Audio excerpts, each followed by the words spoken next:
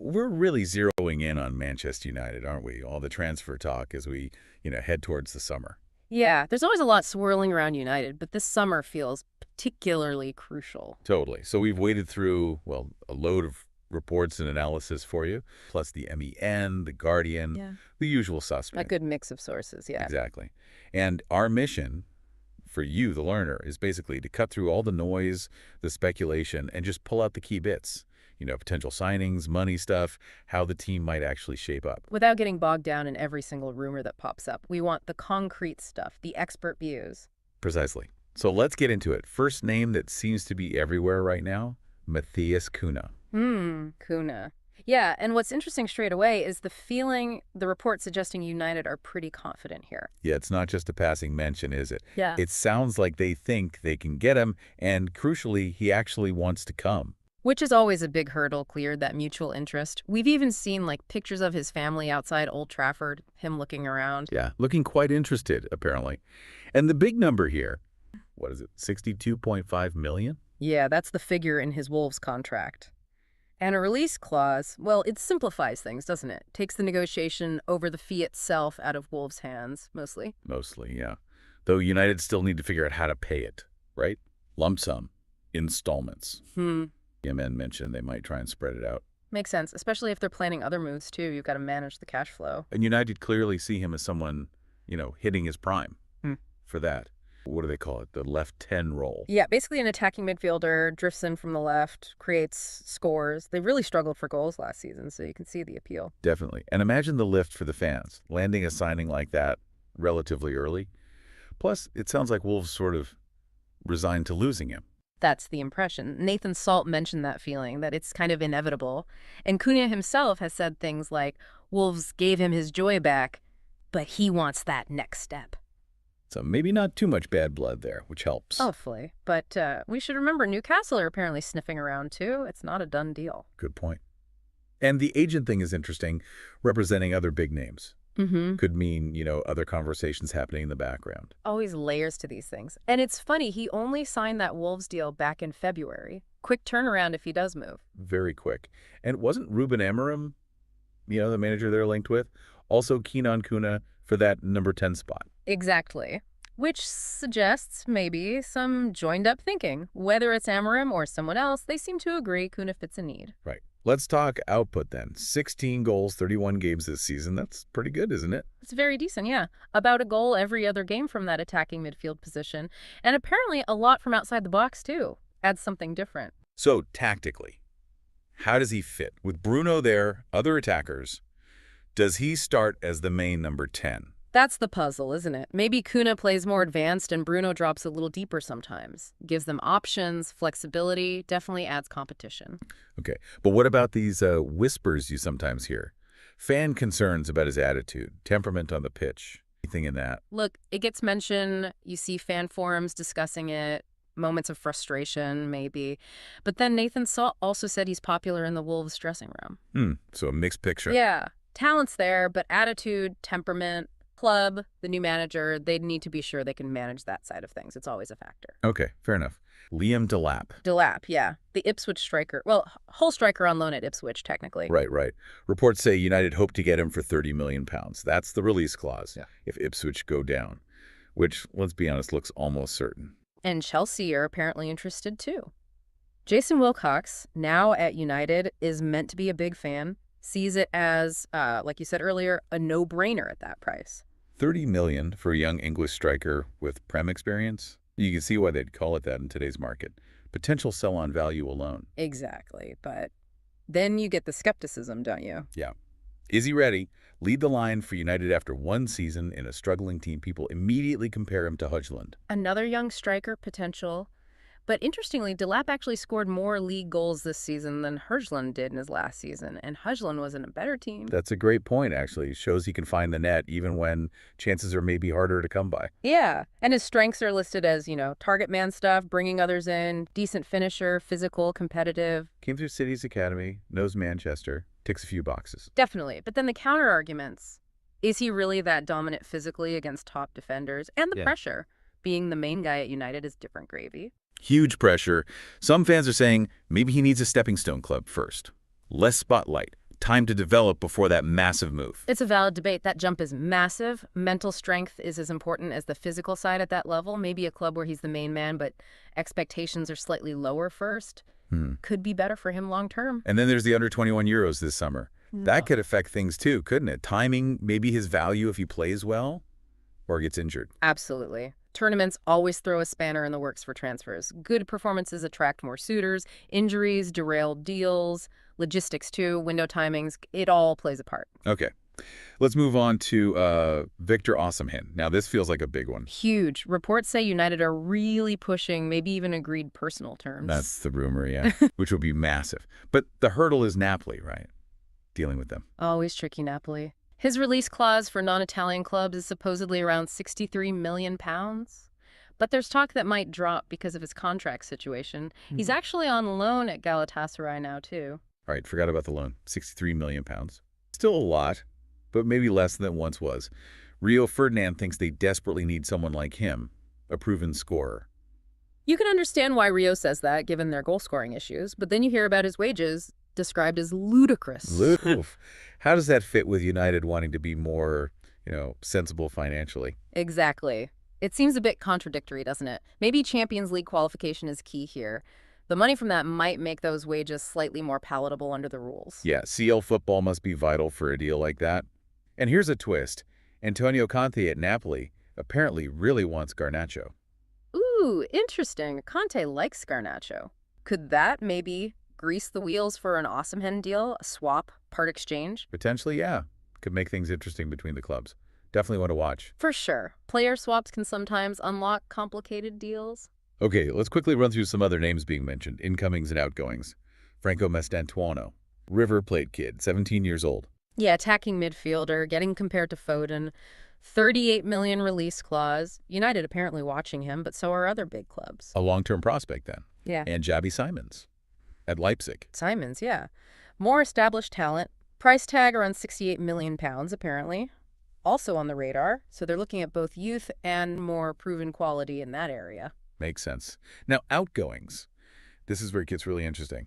Hoagland reports suggest United might actually listen to offers around $30 million, after paying $72 million just last year. Wow. That is significant if true. Suggests maybe they're really set on getting someone like CUNHA or Osimhen in and need the funds, or just see a different profile now. Yeah, quite a potential shift. And Diogo Costa, the keeper they were linked with before, it's like he's off to City. So that door's closed. And Garnacho, we mentioned Conte's interest. United apparently rejected £40 million in January. They definitely wouldn't want to lose him. Now, Marcus Rashford, Aston Villa apparently have a $40 million option. Yeah, that's being reported. Selling him would free up massive wages, wouldn't it? And give them funds, maybe for CUNHA? There were even whispers he doesn't expect to play under the current setup again. Wow, that would be a huge departure. And Jadon Sancho. Chelsea have that obligation to buy 25 million pounds. But they could pay $5 million to send him back. Bit of a weird clause, that. If he did come back, you'd think. Then Anthony on loan at Betis. They seem happy for him to stay. United would hope for, what, 30 million maybe? At least. Getting deals done for Rashford, Sancho, Antony, that's potentially a lot of cash and wage room freed up. Crucial for rebuilding. Definitely. Casemiro, too. His departure would help the budget, though he apparently wants to stay. Always complicates things when the player wants to stay, but the club might want to sell. And Mason Mount. Interesting that Amorim supposedly rates him, thinks he can still succeed despite the injuries. Yeah, a potential lifeline for Mount under a new manager, perhaps. Eriksson, Lindelof. They seem likely to go. Feel that way. And Luke Shaw. Injury-prone, 1 year left on his deal. Future looks a bit uncertain, too. Lots of moving parts in that squad. Managing those contracts, injuries, player desires. It's complex. Let's quickly touch on the money side, PSR, profitability, and sustainability rules. Oh, yes. Financial fair play's cousin. Always hovering. UEFA's club benefits program gives them a little bit, £2.7 million. Not game-changing, but, Every little helps, I suppose. And apparently, if Villa signed Rashford before June 30th, it wouldn't hit their PSR for this year. Timing is everything. Exactly. Accounting deadlines, structuring payments like with the CUNHA clause. Clubs have to be smart to stay within the rules. It's a balancing act. It really is. Okay, let's end on a positive note, youth development. We saw those debuts recently, didn't we? Harry Amos, Tyler Fredrickson against Wolves look promising. Yeah, really encouraging signs from the academy. Amos apparently overcame doubts about his size, great crossing ability. Fredrickson looked composed after some setbacks. Good for them. A loan, maybe, for Fredrickson next, Premier League level. That would make sense. Get him regular high-level game time. It shows the academy is producing talent, which is vital. Although there's still that feeling United need to get better at selling the ones who don't quite make the first team. Yeah. Generate more income that way. Definitely. That's a key part of the model for many top clubs now, maximizing value from the academy, even for those who move on. Something United could probably improve. So, wrapping it up, the big potential arrivals look like CUNHA, maybe Delap, with Osimhen still a major possibility. And a whole host of potential departures. Rashford, maybe Højlund, Sancho, Antony, Casemiro, others. Could be a huge summer overhaul. Yeah. Hopefully for you, the learner, that gives you a clearer picture, cuts through some of the transfer chaos. It feels like there's maybe a clearer strategy this time, targeting specific profiles linked to potential outgoings in the financial side. Let's see if it plays out that way. Okay, final thought for you to chew on then. These changes happen, new coach comes in. What kind of real shift in playing style, in the team's whole vibe, could we actually see at United next season? And if, say, CUNHA and Osimhen both arrived, what would be the biggest aha moment for everyone watching? Big questions. A very different looking attack, potentially much more potent, maybe a clearer tactical identity. Lots to think about. Definitely something to ponder until our next deep dive. Plus the MEN, the Guardian, the usual A suspect. good mix of sources, yeah. Exactly. And our mission. All right, people. Bruno Fernandes, are you ready to let him go? Is Bruno the player that you are willing to offload? And what is the price that you're willing to pay or to accept for Bruno Fernandes? Can we afford to lose Bruno Fernandes? How would our team look like next season when we don't have Bruno Fernandes operating in that midfield of ours? How is the team going to be where we're going to have a lot of new players, a lot of young players maybe, and you'll be missing that conductor, that Marshall, that Portuguese Magnifico in that midfield to guide us to some of these glory days?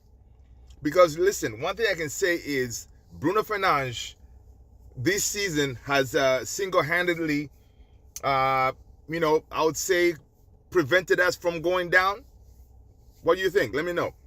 But it's crazy. So this report right here is kind of nuts, right? Al Hilal have Bruno Fernandes number one, top of their list for the summer. Manchester United insists on Bruno as a crucial player, considered key also by head coach Ruben Amorim. The club has no intention of losing Bruno this year, while Al Hilal wants to try with an approach to follow. No official bids from club to club talks took place so far. Now, guys, listen. All right, let's go driving. Let me just bring this down here a little bit. I'll keep that right there. All right. So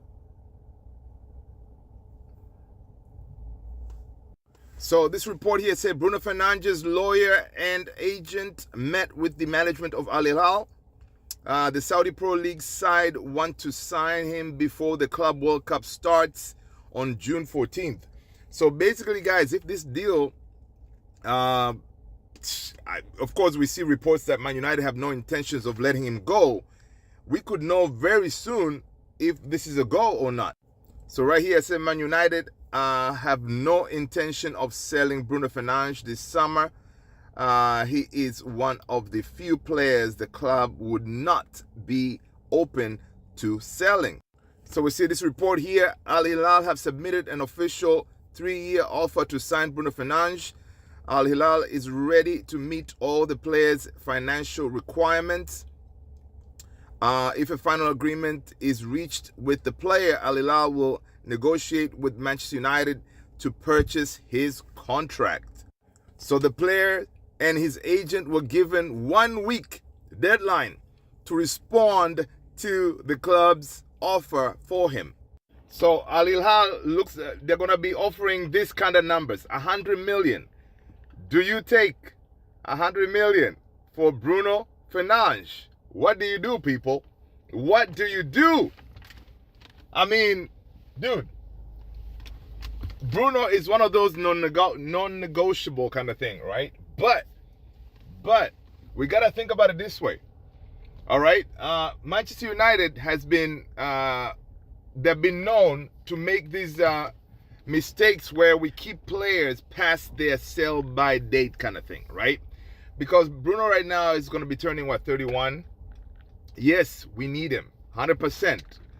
All right? He's going to be turning 31. So what do you do? Because you may not get this offer, you know, next time around because he's going to be older. Who knows? He may get injured, that kind of thing. And this offer may not come again, right? And that's why we've struggled to sell some of our players, because we end up paying them way too much. And, you know, we find teams don't really want our players. That's why we end up selling our young kids, because they actually have value. So with Al Hilal coming in here, throwing money at our face, say, hey, man, we want this guy. You know, Ineos, the Glazers, right now they're like really considering this, right? They're really considering this because, again, they want money. Those guys are all about money. And again, Bruno is getting paid maybe 350 a week, 350,000 a week. So that's huge salary, one. And with 100 million, listen, 100 million is not enough, man. I wish they could go for like 150 or something like that. I don't know.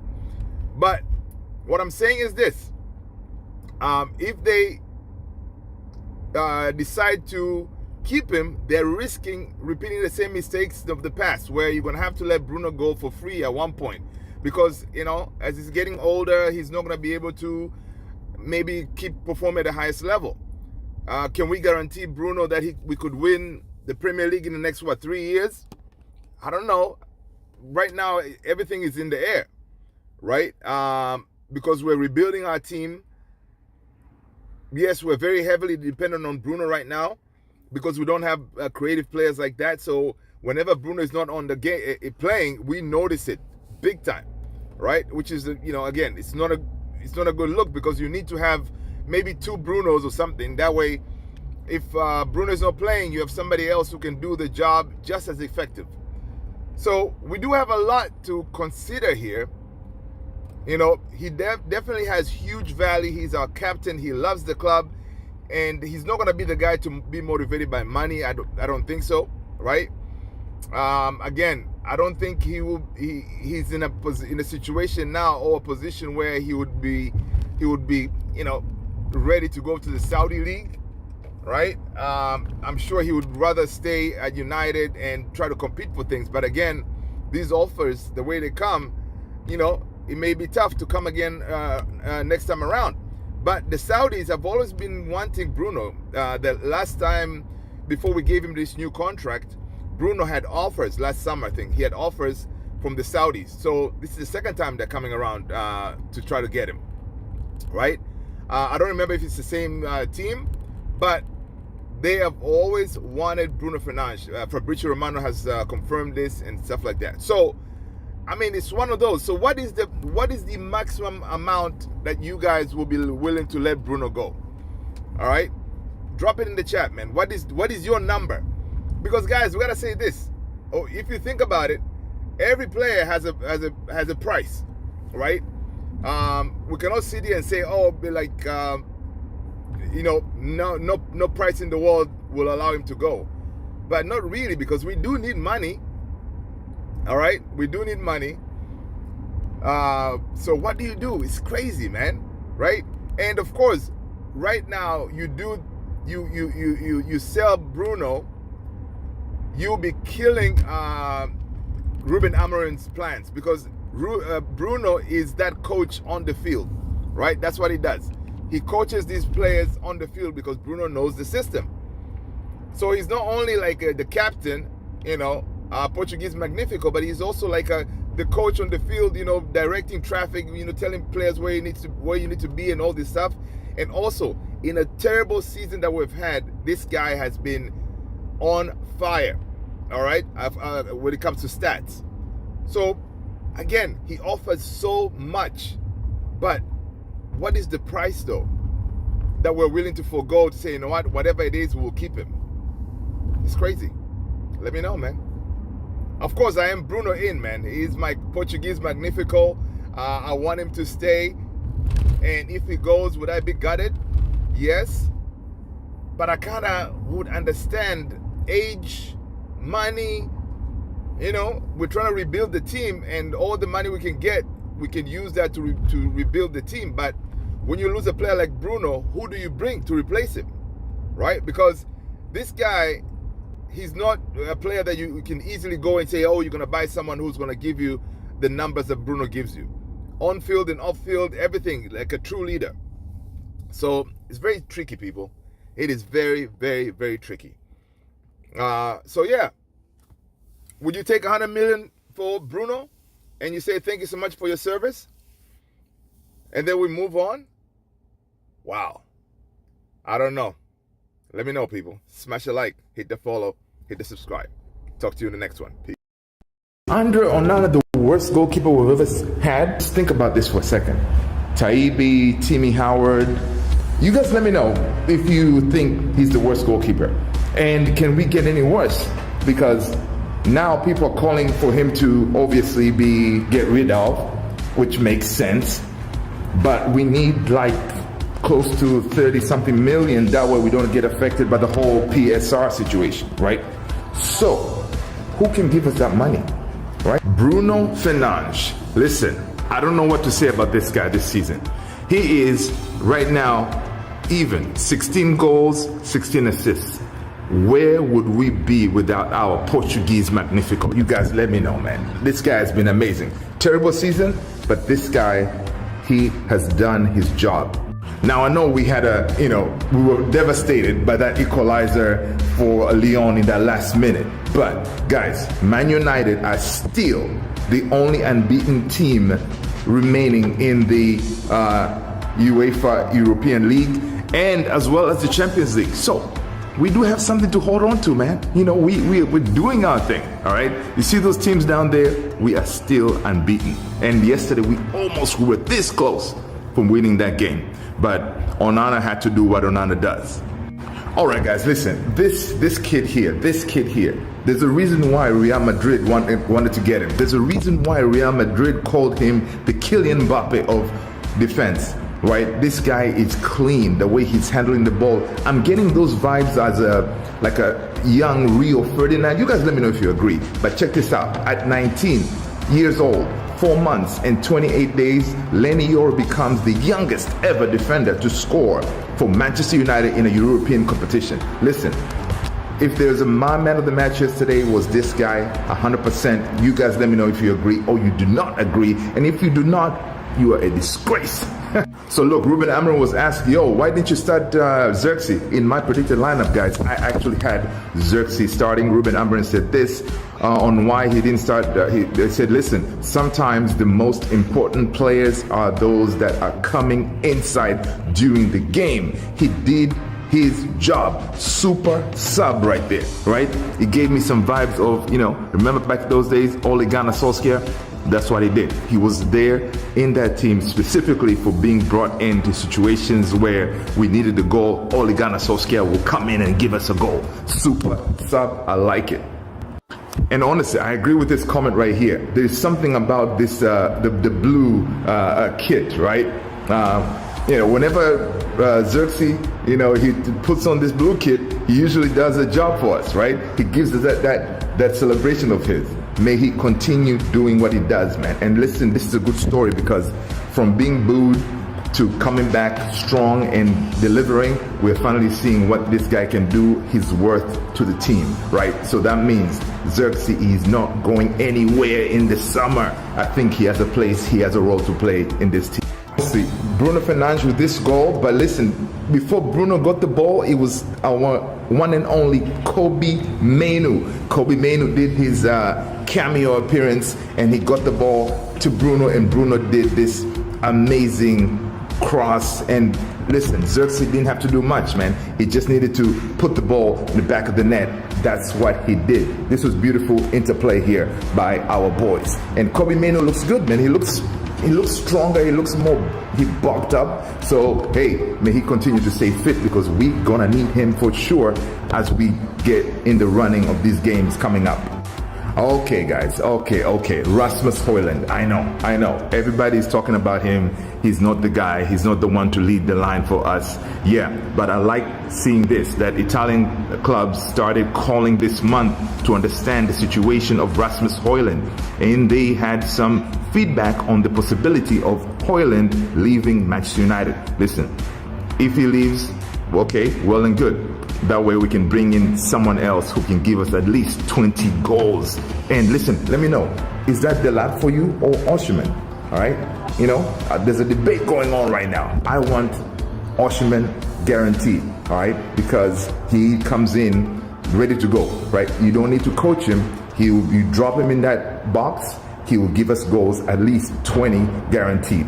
Delap, I don't know. You let me know. Okay. Andre Onana, man. I don't know what the heck were you thinking to start a beef with Matic and then not being able to back up your claims. You know, this was not advisable, dude. I think, starting that beef, the back and forth, which was unnecessary. I think it created unnecessary tension for himself, and he choked. Now we know Onana is vulnerable. He can make those kind of mistakes, but I wish he didn't say anything. Had he not, then we could have been okay, fine. Stuff happens. We know this is Onana, but just the fact that he said what he said to Matic, it wasn't advisable, right? Now the question is this to you guys: are you dropping Onana for the rest of the season, and maybe put in Bayendier? If you do that, does Bayendier guarantee you that he's not going to make mistakes? Remember, guys, Bayendier is the one who knocked out. His fault is what we ended up getting knocked out by Tottenham, right? Remember that game with Tottenham? Bayendier struggled. So it's one of those. Be careful what you wish for, right? Bayendier at least is game fit. Not Bayendier, Onana is game fit, but Bayendier, he's not really game fit. So if you bring him in, it's risky. It's risky. But again, if you are Ruben Amorim, do you want to take that risk and keep Onana or bring in Bayendier? If you keep Onana and we get knocked out of Europa, people are going to kill you on Amorim. So what do you do, Ruben Amorim? Crazy. If you are Ruben Amorim, what do you do? Drop Onana? Keep Onana? Let me know. Personally, I will keep Onana, man. Sue me, man. Sue me. I'll keep Onana. At least he's the devil that we know, right? Listen, people, make sure you hit the like, hit the follow, hit the subscribe, all right? Peace. So it's 6 in the morning. I'm still having that feeling. I see birds chirping outside. I was hoping you guys can see them, but this is from my balcony right there. They were right there hanging out, and I'm chilling on my sofa. Actually, I slept on my sofa today. Guess what's on the TV? Yeah, this is what I have on the TV. For some reason, I cannot help myself. I keep on watching these highlights. Look at Lacazette celebrating. Oh my God, we got this. We're winning. We're going through. Hey, yeah, ale, blah, blah, blah, blah, blah.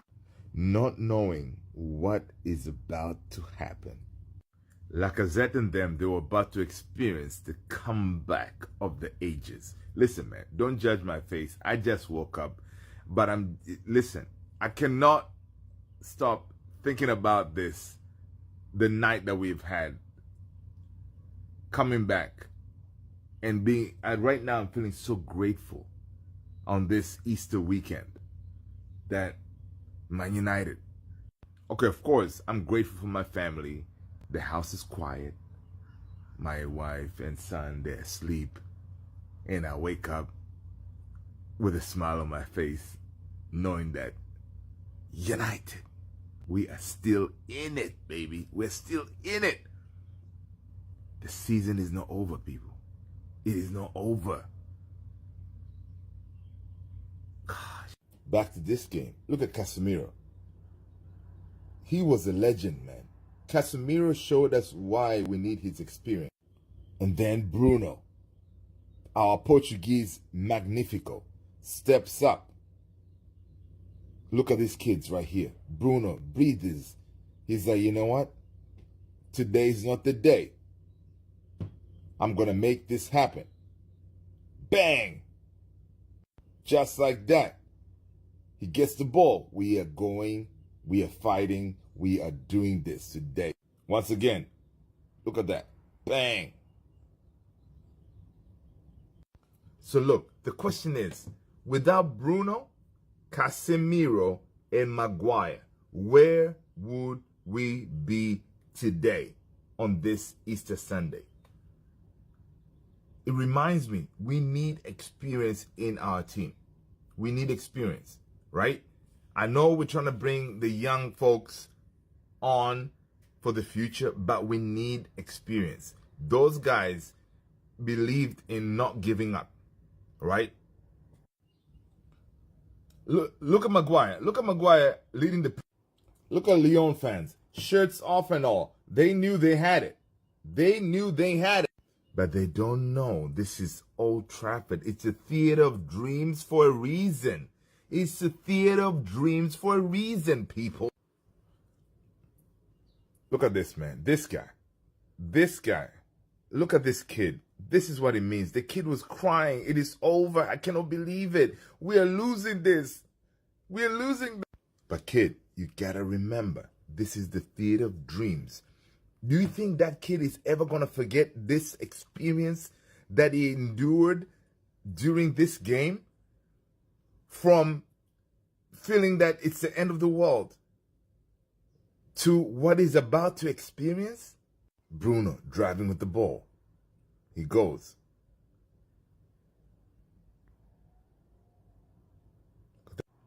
Onana all the way almost in the half field of the park. Bruno driving. Check this out. There you go. Bruno again to Casemiro. Casemiro to Manu. Manu, bang! Come on. Kobe freaking Manu! And we are thinking of selling Kobe Manu? Nah. Kobe Manu is... No. Kobe Manu cannot be sold, people. In tight spaces, Kobe Manu he has ice in his vein. He was asked at post-match, yo, how can you be that calm in that pressure cooker situation? Do you know how many players were around Kobe when he took that shot? I think I counted. I think maybe 3. Check this out. This is what it meant to everybody. Yeah, check this out. 1, 2, 3. 3 players around Kobe, and he was able to take that and dispatch it like a boss. I gotta say, Luke Shaw was a criminal in this game, man. But you can see he was rusty. You know, Luke Shaw was rusty. So I'm gonna cut him some slack. Maguire! Look, man, everybody played this game. The ball was from Onana. From Onana to Luke Shaw. From Luke Shaw. Luke Shaw is going. Luke Shaw is driving the ball. Luke Shaw. He gives it to, who's that? Harry Amos. Harry Amos drops it, gives it to Casemiro. From Casemiro, looks up. Casemiro, what does he do? He does that. Maguire! Get it! And the rest, what they say, the rest is history. That's what we do. We are Man United. We're never ever going to stop. We never say die. Never count us out. Look at the faces of these people. Look at everybody jumping up, buying deer. Look at Onana. Thank you, Maguire. You saved my neck. Look at Maguire. Look at that. That's what that means, people. That's what it means to support this great club of ours, Manchester United.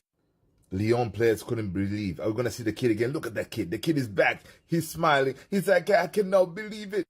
So guys, listen, man. If you don't yet have a team and you like this thing, if you're in the US, we call it soccer. We call it football.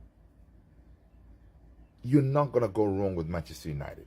What you just went through, that's just a glimpse of what we used to experience pretty frequent back in the days when we had Sir Alex Ferguson at the helm, right? Those good old days.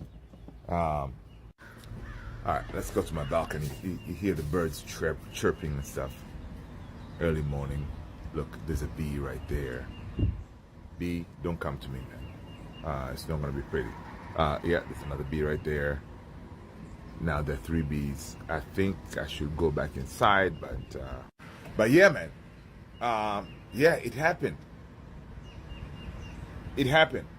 We are back. We are still in it. We're still fighting. But yeah, if you are thinking of a club, looking for a soccer club or a football club to support, Man United it is. You know, you want to go with the heritage. You want to go with the creme de la creme, you know. So, yeah, Man United it is. That's what we love this club, man. It has put us through the ringers this season, especially. Our mental stress level was tested. But would I change it for anything? No, I wouldn't. You know, early morning, right now, the first thing I wake up and think about is Man United. I love this club. People, listen, take care of yourself. Happy Easter. You know what? Stay blessed, people. We are blessed to support this wonderful club of ours, Manchester United. United! United! United! All right, people, listen. You know what? Let's go. All right. Yeah, we're going to go on a ride. Headed to the office. All right, guys. Hope you guys are having a fantastic day. It's another day, man. It's another day. International break. You know what? We're going to go on you're going to ride with me to the office, and then we're going to talk about, obviously, the usual, man, Manchester United. United! Listen, one thing I got to say. The international break could not have come at a worse time, right? When United had a momentum. We were like, what, 7 unbeaten, right? So, but it is what it is. All right, you know that word, right? We've heard it a lot this season. It is what it is. So we roll with it, we deal with it. We hope that when we come back, when we come back, you know, we'll still have the momentum with us, right? So let's see what we have going on today, man. Today's Wednesday. It's crazy. Look, you know that PTSD thing, right? You know, some words, or you know, you don't want to hear them.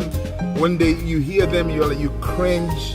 Yeah, I have one of those names. You guys let me know if you have one of those names or things that whatever you hear, you're like, not again. Yeah, I have one. Frankie de Jong. Frankie de Jong, man, is that name.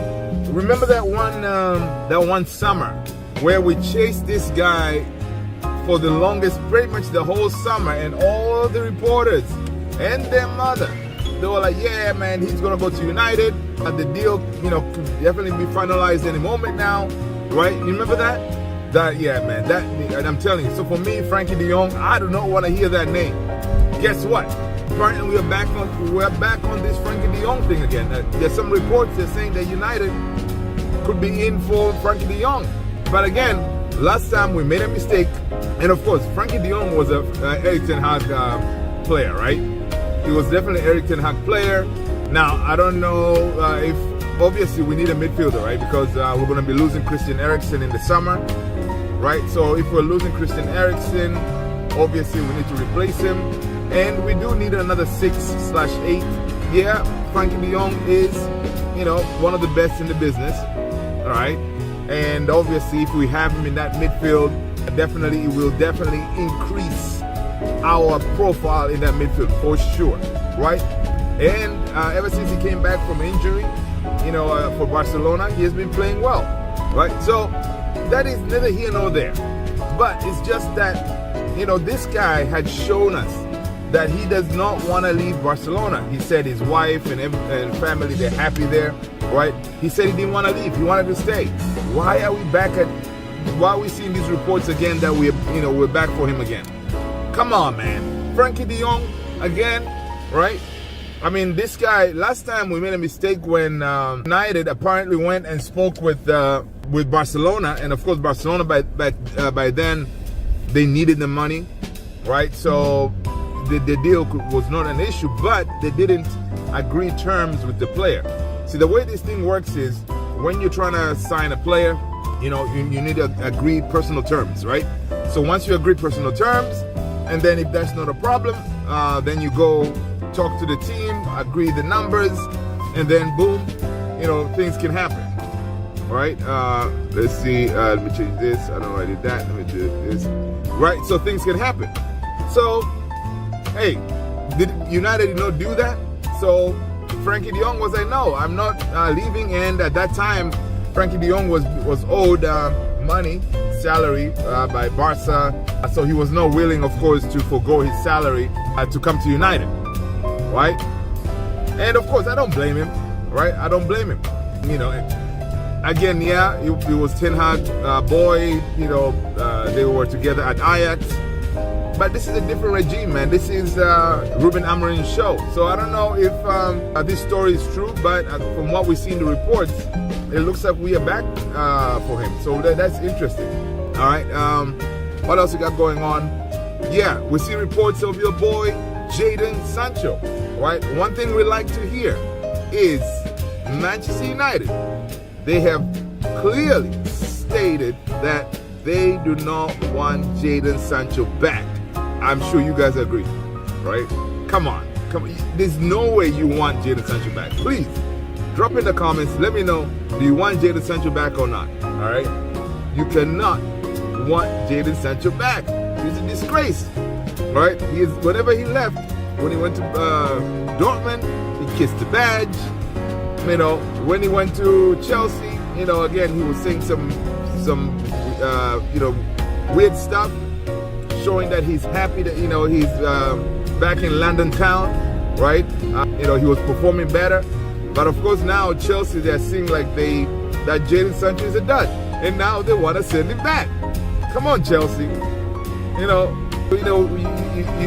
break it, you buy it kind of thing. So you guys agree to deal. Please give us 25 million so we can go shopping in the summer, all right?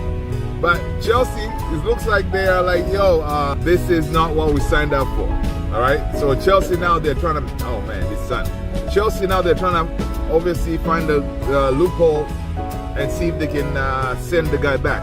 I don't blame him too, man, because sometimes, instead of being stuck with the guy, maybe, you say, all right, what can we do here? This son is madness. What can we do here? So, right, if they do send him back, of course, they're gonna, let's do this. If they do send him back, they're gonna pay a hefty fee, right? The fee could be upwards of plus 10 million, somewhere around there.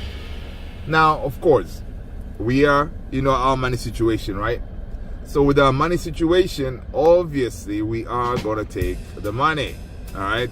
We'll take the money, but if he does come back, United have said, like Ineos, they said they will do whatever they can ASAP to send him out.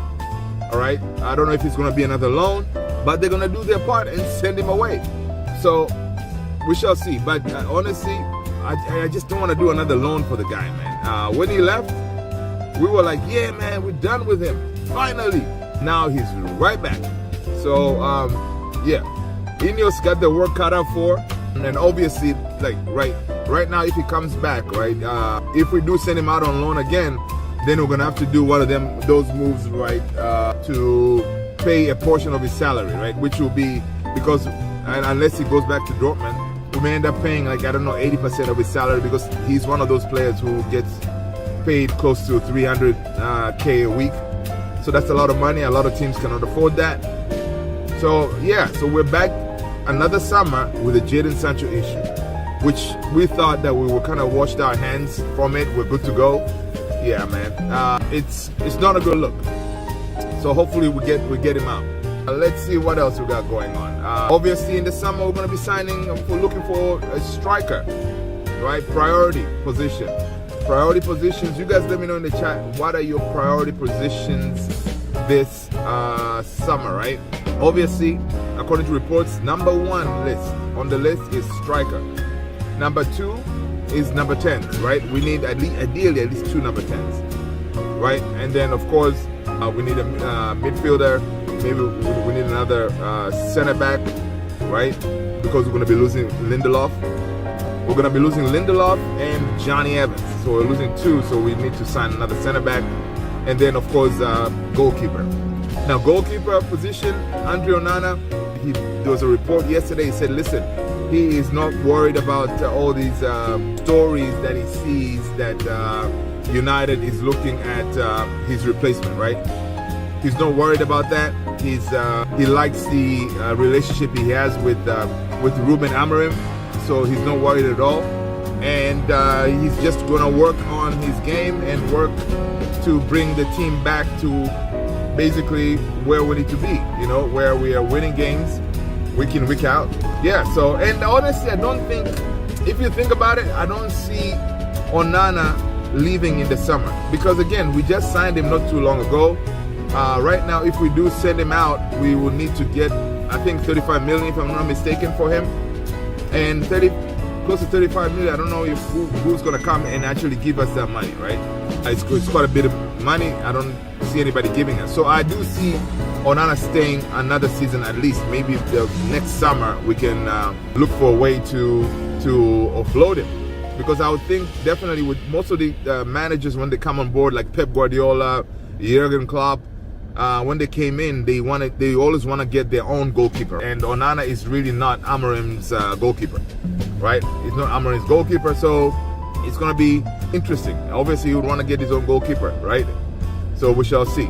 Now, we've been linked with a lot of names out there, but again, even if we bring it, which I think we are going to bring a goalkeeper this summer, but I don't think we're going to pay a good amount, say, I don't know, over 30 for another goalkeeper this summer, because we are losing Heaton, right?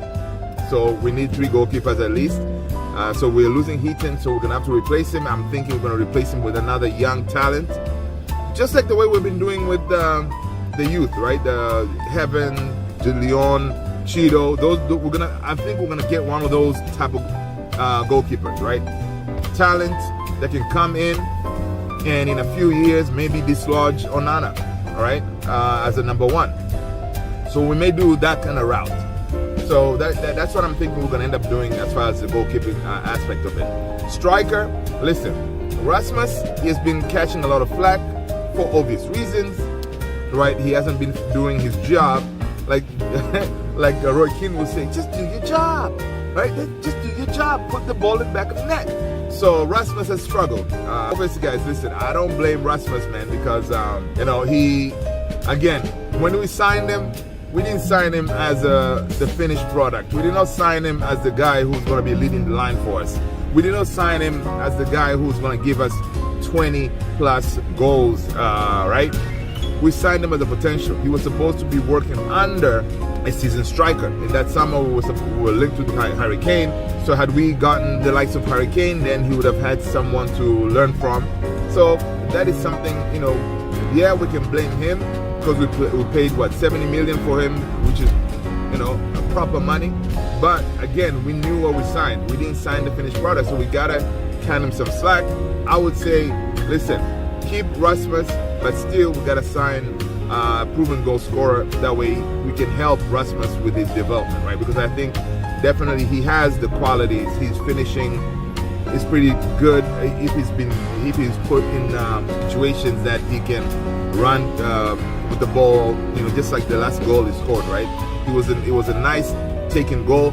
That goal is, it was a goal of a striker who's kind of confident in what he's doing, right? He didn't look like he kind of fumbled. He knew exactly what he needed to do, and he put the goal away.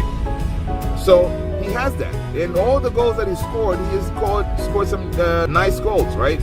So I'm thinking with time, he may be okay. He may be okay. You guys let me know if you agree or disagree. You want to get rid of Rasmus or not. Now, if we do get rid of him, There's some reports that he may be going to back to Italy, where he flourished, right? There's some links to Napoli.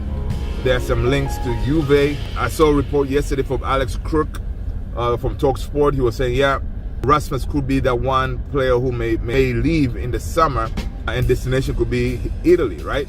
Apparently, Napoli, they like his profile, right? Now, we know who we like at Napoli, right? Yeah, Osimhen. Osimhen definitely is going to be leaving Napoli this summer. So maybe a deal can be done there, right? A light swap deal kind of thing, but I don't think it's going to be a swap. It's going to be whatever they need to do. You know, he may be okay to go to Napoli, and he may thrive over there, which will be, everybody will be happy. We get Osimhen, he goes over there, cool. But ideally, I would like to keep him because we've already spent, you know, proper money. So let's not just get rid of him for the heck of get rid of, and then next thing we're hit with the PSR, because we did. Obviously, if we get rid of him, we're gonna get rid of him at a loss, right? So we shall see. And if he goes to Juve, I know there were some links of United. Maybe we get Vlahovic, but I don't know about Vlahovic, man. Vlahovic, I don't know if he's that guy, right? And also, I think he's on high salary at Juve, which right now we're trying to get rid of that, right? Everybody we're bringing in is going to be players where we are not paying them crazy money, right? Those days of us, Ineos, giving contracts to players for like 300 bags a week, those days are over, right? So anybody we sign now, we'll be looking somewhere maybe like 200s. That, you know, if we bring in the likes of Osimhen, you're looking to pay maybe like, I don't know, 200 maybe, right? And from what we see from reports, Osimhen's price range is close to what Man United may be okay to work with, right, as far as acquiring his services. This is according to Alex Crook from the TalkSport. All right, so, you know, definitely we're going to bring in a striker. Who is it going to be? I don't know. Yesterday or the day before, we saw some names. Ekitike is one of them. Benjamin Šeško is another one. And, of course, Gyökeres, Osimhen, you know, and, of course, the Laurie Delap from Ipswich. Now, Delap, of course, is going to be the cheaper route because Ipswich, they're going to be relegated, so we can work out a deal there.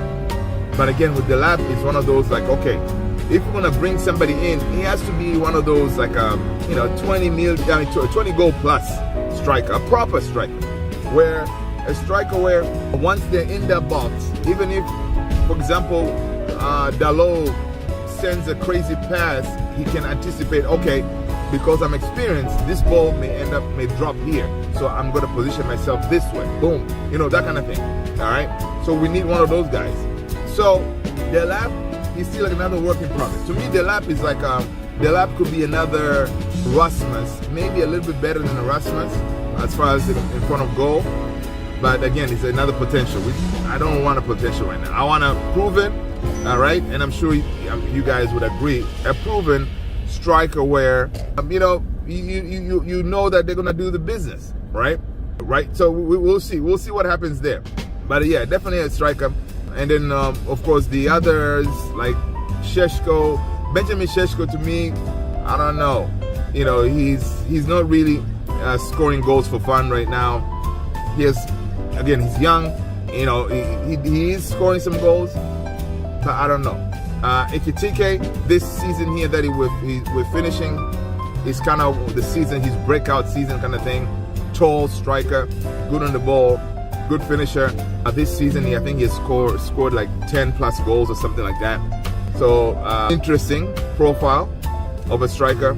So I mean, if we're gonna go, let's just go for the proven, right?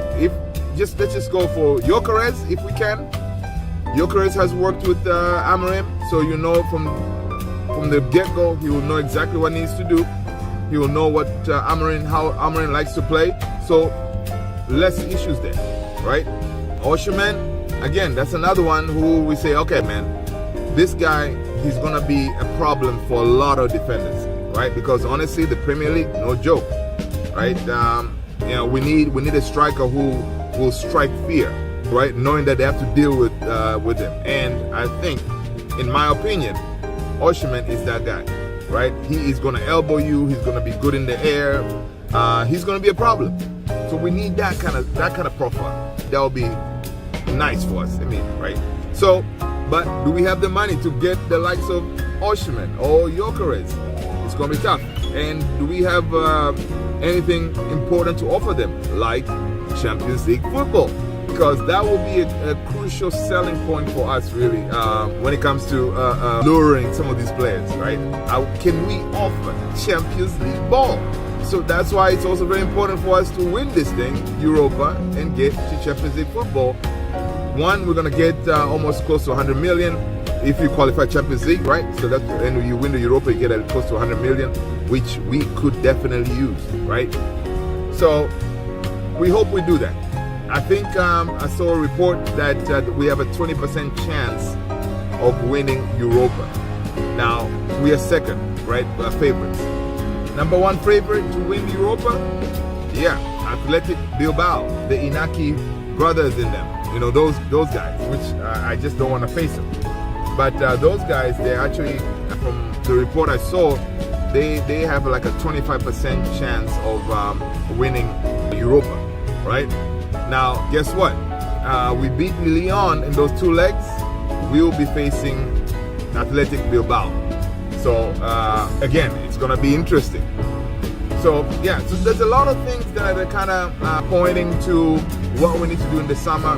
A lot of moving parts. Can we do it?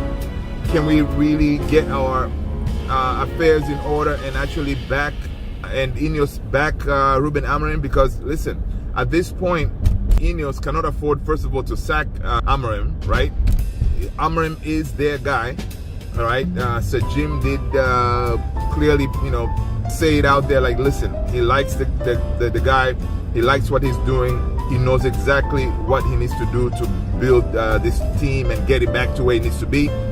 So, they just need to back him, give him the players that he needs, and then I think we'll be playing some good football next season. And Ruben Amorim, we know he needs athletes, right? And talking about athletes, we see when we signed the Dorgu is the heaven, proper Amorim type of player. We saw Diogo Leon is another one who we're going to see in the summer what he's all made of. I don't know if he's going to go straight to the first team, but we're going to see him in the preseason, right? They're going to be looking at him closely to see, okay, can he do the job for the first team? Or if he doesn't, then yeah, they're going to send him to the under-21s and then maybe bring him on later. Because again, adapting to the English football, it may take a little bit. They may do that route. So again, profile of a player, Ruben Amorim knows what he needs. So let's, obviously Ineos, they're going to work with him together and then decide, okay, who to bring in. So I trust that whoever they're going to bring in, whatever, if a player we bring in, he is going to be one that can actually perform in Amorim's system, because that's what we need. Pressing machines, we need, really strong players, right? Good on the ball, because we want to, the way Amorim wants to play is we need to be really on the front foot, not defensive. As far as even when we signed another defender, right? Obviously, Maguire is staying, but when we sign another defender, again, he's going to be that profile of a defender who is like heaven, like Euro, someone who's quick to recover, because Ruben Amorim wants his defenders to press up all the way to the middle of the park, right? That's how he wants to play. So you need a defender, unlike Maguire, because if Maguire loses the ball and he needs to track back, he's not the quickest, right? So it becomes a problem there. So he needs quick ballers. So again, player identification, profile identification, I do trust Amorim that they're going to make the right moves, right? So we got that. So Ineos, back him, then we'll be in good shape. And also, I think on the people, us United fans, we need to, we saw some reports, some folks were already Amorim out. This guy just came through the door, man. Some people already Amorim out because they were not seeing his playing style and all this nonsense, right? Right now, we're actually seeing that. The last couple of games, we're actually seeing that the players, they're understanding their assignment. The players are actually knowing what Amorim wants. It took a while, but we are seeing that. We're seeing signs of that, right?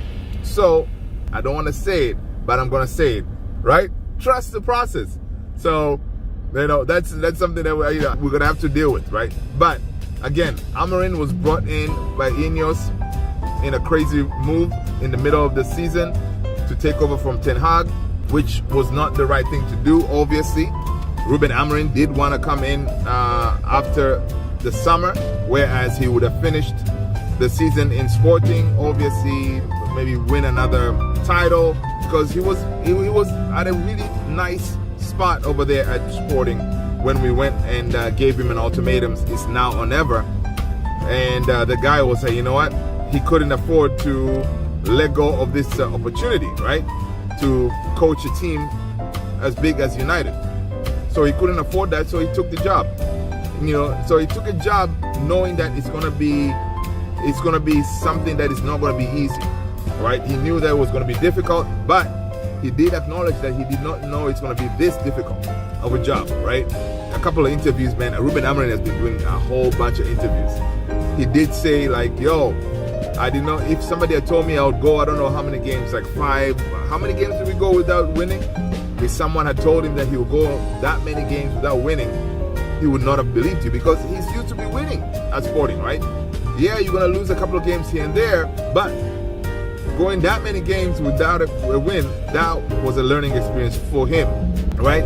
He actually found, he realized like, okay, this is not the Portuguese league, no offense, right? This is the Premier League. It is unforgiving. It is every team that you're going to be playing, they are going to be a problem, right? And of course, he knew that coming in, he is implementing a style of play that none of our players have played it before. And not only just these players, throughout our history, we have never played a 3-4-3. So most of the players that we have in our profile have been players that they used to be playing with the back four, those kind of situations, right? So it was one of those situations where, it was going to be tough. But you know what? He accepted the challenge. He rolled with the punches. He made sure that he's keeping us informed as fans.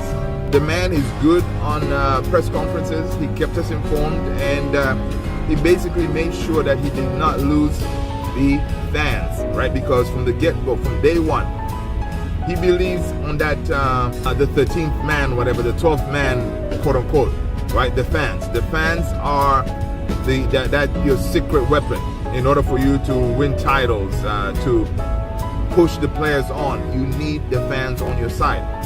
So Ruben Amorim knew that he needed that. So he kept us informed what is going on, what is he trying to do with the team, and honestly, he still has the fans. How do I know this? Come on, man. Ruben, he'll bring back the glory days back again. We'll support him from the Stratford end. Ruben. You heard that his new chant, right? That is from the fans. The fans made that chant for him. They say, you know what, Ruben, we believe in you. Do your job, man. Don't worry about us. We got you. So I love that the new Ruben Amorim chant, man. If you haven't heard about it, I don't know where you've been living. You know what? If you haven't, check out the Discord, my Discord. Join the Discord community. I do have it over there. It's catchy, man. Once you hear it, you cannot unhear it. It's gonna be in your head the whole day. So Ruben Amorim still has the fans, which is good to see, right? So whenever you have the fans on your side, it means he buys you more time. So that being the case, honestly, I'm thinking Ruben Amorim's first season is actually this season that's gonna come up after the summer, right? And he's gonna get the summer to have a preseason, because preseason is very, very, very important for a manager. So he's going to have preseason. They're going to be coming here to the United States, which I do hope to go to one of those games so I can see my manager doing his thing. And then, so it's going to have preseason, and hopefully he's going to get back. Ideally, we get, if he gets, like, worst case scenario, we get like 5 players coming in. We're going to be a total different team with 5 of his players in the starting lineup, right? So we don't want to, I don't know why this guy is going honking and stuff. It's crazy. But anyway, so yeah, imagine a team with 5 of Amorim, input into the team in the starting lineup, that would be nice, right? So we're hoping to see that. Now, obviously the players that we're going to sign, ideally they want to be starters, not bench players, right? So next season we're going to be without obviously Heaton, right? Of course, Lindelof, Eriksen, they were kind of not starters, but they were part of the first team, setup where we've seen them. Maybe we get rid of the likes of Casemiro if somebody comes and gets Casemiro. So that's 3 important players then. Of course, we're going to be losing Rashford. Imagine now you bring someone else of a Rashford profile who is going to be starting. We're going to be losing Anthony, right? We see reports that Real Betis wants to keep him for another season, maybe on loan, whereas they would be willing to pay a little bit more of his salary. Right? Ideally, to me, I would say, listen, man, just show us the money, man, and you guys can keep him, right? Because honestly, if you need an example where a loan move works perfectly, Anthony loan move has worked wonders, right? He went over there, he's loving life over there, and he deserves to stay. So, and not only that, I see reports that Bayern Munich, they're also looking at Anthony. They believe that he could also thrive in the Bundesliga. Right? So, that is where a loan move works perfectly. Unlike your boy Jadon Sancho, where we send him on loan to Dortmund, they send him back. We send him to Chelsea, they want to send him back. Come on, man. So anyway, and also another one that looks like it's working, loans, Rashford. Right? Rashford loan move looks like it's working, right? Because he's playing well. We see Rashford in the England setup now. Imagine that. That is perfect, because if he was at United, yeah, he would not be getting that England call-up for sure.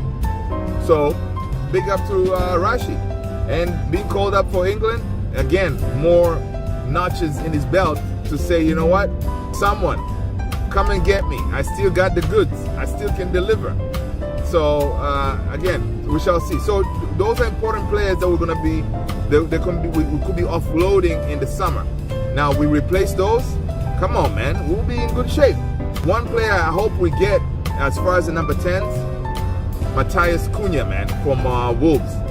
If we get that guy, man, that will be something. We shall see. Again, it's going to cost us quite a bit of money, so we have to do some important moves there. So yeah, so there's a lot with our team, a lot to jump into, but you know what, I'm just gonna leave it there. Make sure you hit the like, hit the follow, and listen, I appreciate you guys driving with me as I head to the office. I don't usually drive to the office. I usually work from home, but sometimes I like to go to the office, to say hi to my peoples over there. It's good. So yeah, man, let me know what you think about all this. We've talked about a lot. The national break, it's not the greatest, it's boring, especially when we were on up and up. But listen, hope we pick up where we left off when we come back. And again, when we come back, guys, the run-up games, it's going to be nuts. We got Nottingham Forest, right? And then right after that, we got Man City.